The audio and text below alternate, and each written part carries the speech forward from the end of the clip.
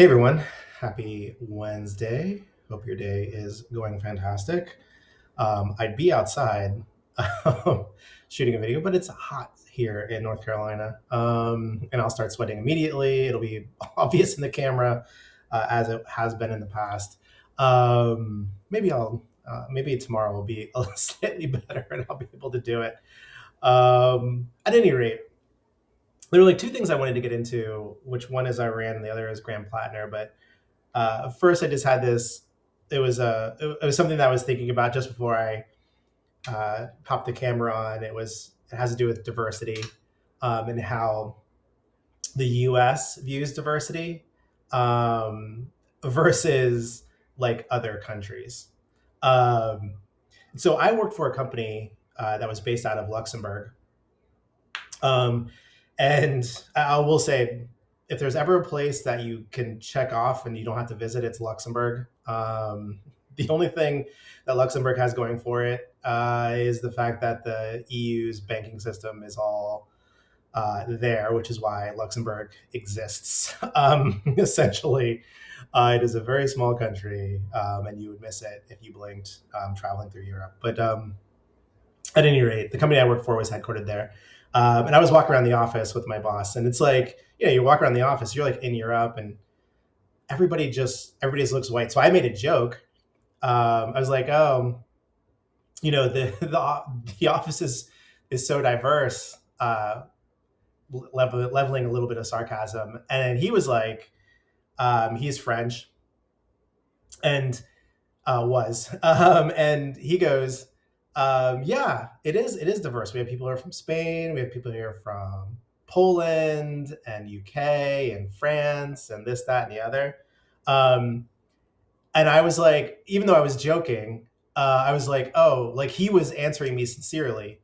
And so the way that he views, or the way that they viewed the diversity there, was by other countries. And it's true. Like, even though you're like traveling, like you can view Europe as white or whatever you want to. And by the way, that changes the closer you get to the Mediterranean. Everybody gets a little darker olive complexion versus like even in Italy, northern Italy versus southern Italy, or even the coastlines of the east and west sides of Italy. Um, People change. The cultures are drastically different. Like Europe itself is not a monoculture. I would say their immigration policy might be, at least in the elite level. But generally speaking, if you travel between these countries, they are drastically different. Even going from like Germany to Austria, you'd think they'd be very similar. And in some ways they are, but in a lot of ways they're very different. Um, and you could see this traveling. And so I find it interesting. Like here in the U.S., we only view diversity by skin color, which is ridiculous. But no, I was just thinking about that, and also I was having a conversation with somebody in X about limiting immigration into the U.S. And we had quotas, and my rationale for wanting to limit immigration overall is because we have an assimilation problem here. um, Even if you factor out uh, illegal immigration and only look at legal immigration, there's a huge problem with assimilation. So reducing the overall numbers helps people assimilate over time. We had this time period where we had quotas, nationality or national based quotas. Um, and so that was like through the 1930s into the 1970s. And then it was lifted. The quota restrictions or the quota limitations were lifted in the 70s. And then when I was like reading up on it, it was like, oh, then we had more diverse immigration. And I'm like, so we just had more brown people coming in because anybody coming here is diverse by nature of where they come from. But even like even the way that AI and the textbooks read is they view diversity coming to the U.S. as not white. It's just interesting. At any rate, to move on to Iran and Graham Platner, I will say it is a slow news week. I don't. I was going to say I do not know how the 24-hour news networks survive on slow news weeks, but then again, they turn everything into essentially a big deal, and everything's opinion.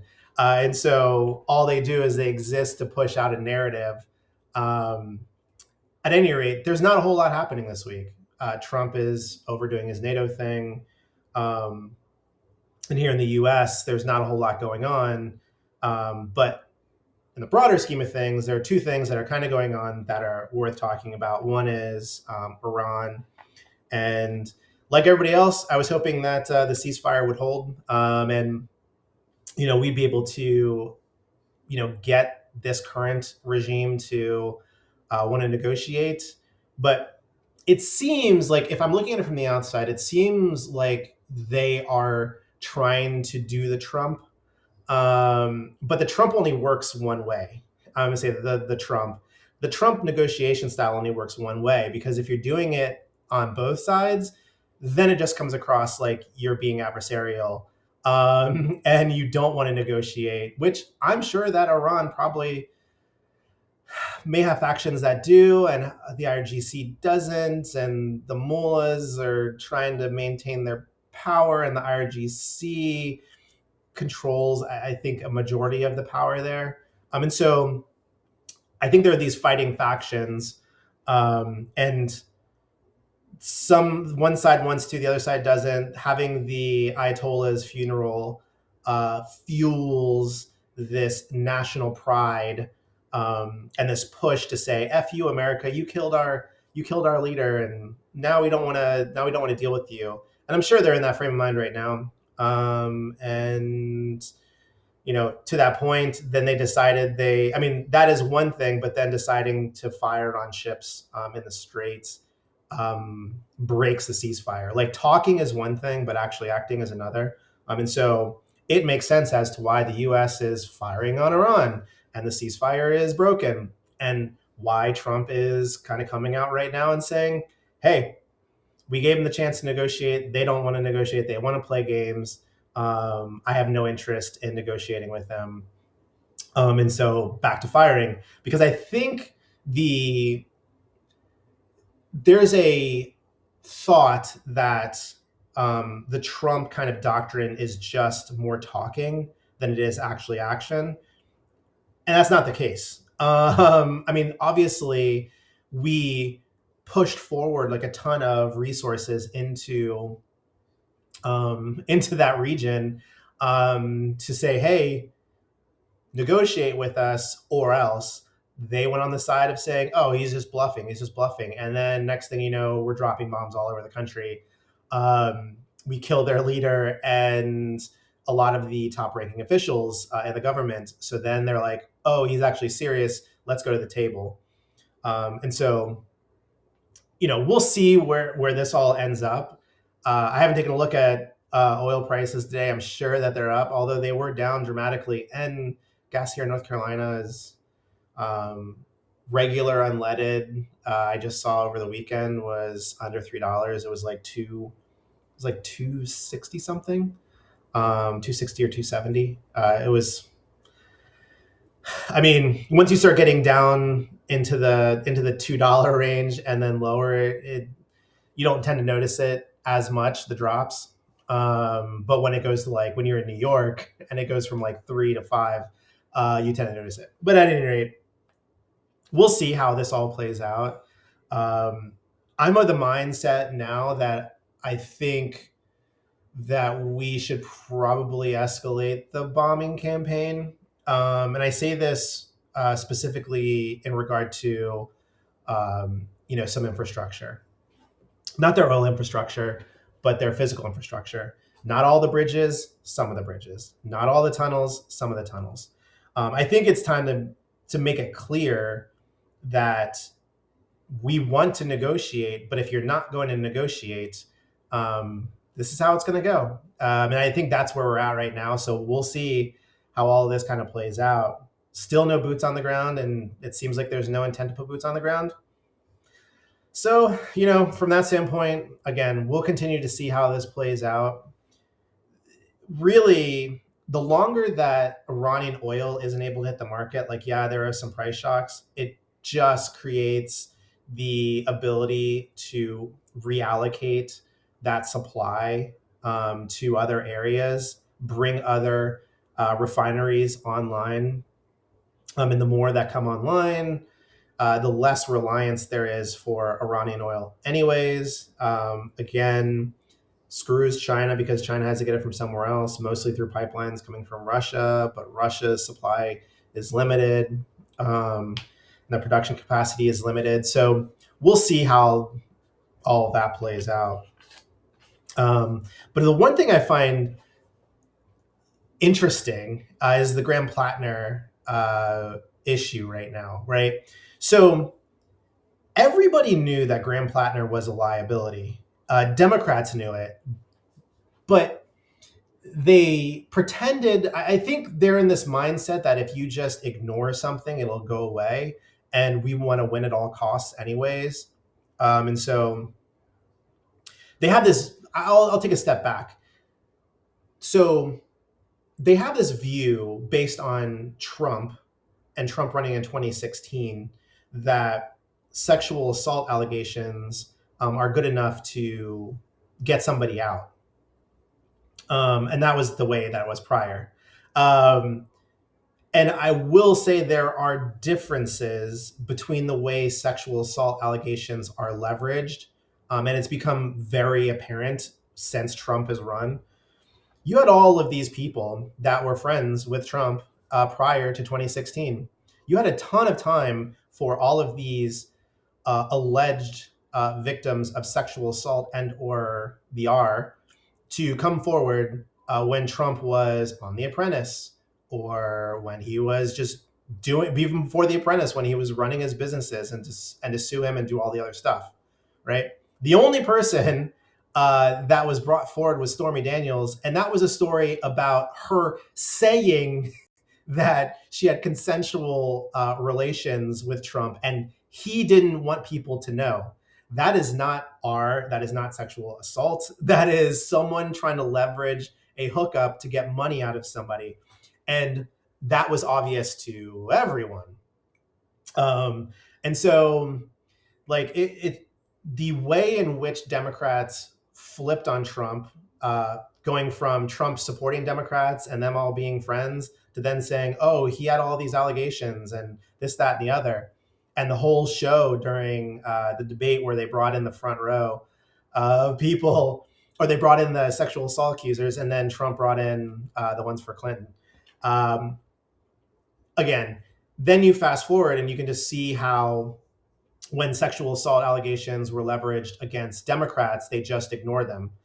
Joe Biden, in the run up to his 2020 run, had a credible sexual assault allegation from like forever ago, from a staffer that worked for him. And so, and they went, and apparently those records were held in Delaware somewhere at one of the universities there. I think it was Delaware University or something like that. They went they went through the furthest extent they could to make sure that those records can never get released. Again, pretty credible from somebody that worked for him, who left and told a bunch of people that this happened.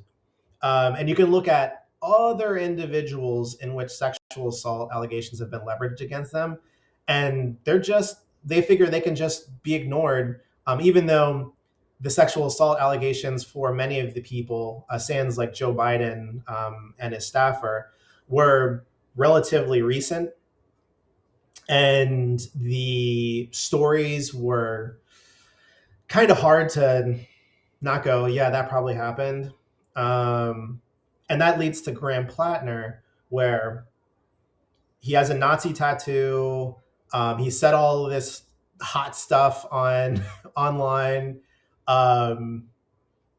He's talked about doing things in porta johns, and he had a credible allegation leveled against him, but it was by somebody who was deemed a conservative, so it was just ignored. And now, keep in mind, this wasn't the only allegation. The second allegation, which is the one that came out this week, was already known.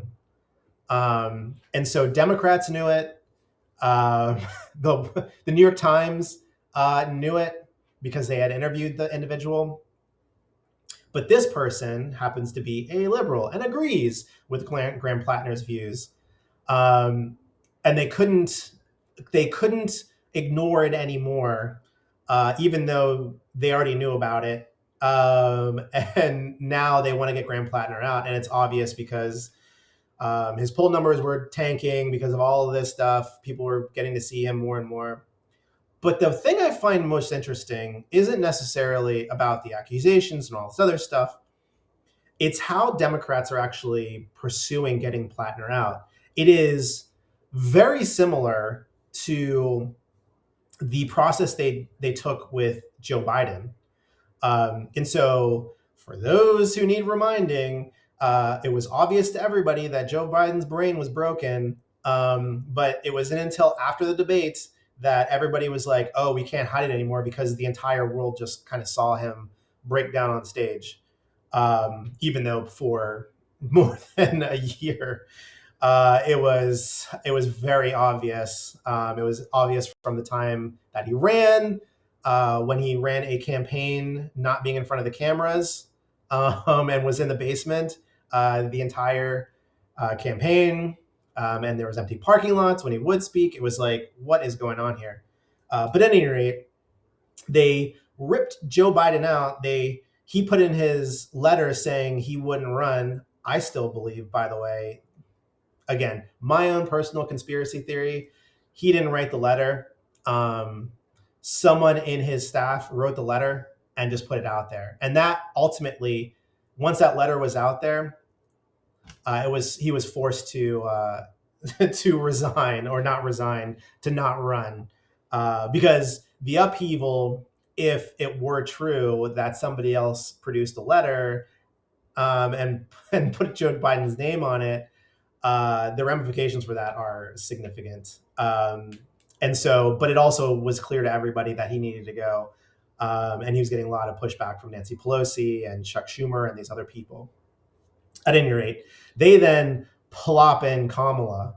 Nobody voted for her. Um, Joe Biden was the one that had the nomination. And so instead of running a fast kind of process to let the voters decide, they just put in Kamala Harris, who was probably the most unpopular presidential candidate the Democrats have put forward ever, who couldn't even win her own state, um, in the lead up to the 2016 election. Um, at any rate, the same thing is happening with Graham Platner. And so Graham Platner has already won the primary. So in my opinion, Graham Platner should run. Democrats should go out and put their name next to this guy. If they truly believe that, party above all other things, then vote for him. He's already won the primary. Like, put it to the test. And by the way, this same test was given to the Attorney General of Virginia, who texted some pretty horrific things, and has done some questionable things. I believe there was a domestic violence incident with him. At any rate, the voters of Virginia looked at all of that and said, yeah, we still want him. And time again is proven that, like, when the rubber meets the road, like, party over party over all else is what matters to people more than anything else. Um, I especially see this on the Democrat side. On the Republican side, a candidate like Graham Platner would have never survived. Um, can you like just honestly imagine that a Republican candidate had a Nazi tattoo and said all this crazy stuff online? Um, no, no, he would. They don't exist. I mean, Republicans are out there like fighting fake allegations of being racists. Do you think they want a guy associated with them that has a Nazi tattoo on his chest? Like, absolutely not. Absolutely not. But Democrats? Oh no, he's he's a changed man. Like, oh, I don't think he actually knew what it meant, even though people have come out and said he knew exactly what it meant. Um, it's just, it's so ridiculous. But the point is, Maine voters, Democrats, elected this guy to represent them against Susan Collins. And now, because of this allegation is way more credible than the one that came from a conservative person who also dated him, now they want him out. Again, poll numbers were low, and this is why they're moving that direction. Again, parallels to Joe Biden. Now they want to pull him out. Graham Platner has all the right to say, F you, give him the middle finger, and go pound sand. I'm going to go in this election. Because for all intents and purposes, this is like, if he pulls out, his career is over. Like, it's over. He can't do anything else.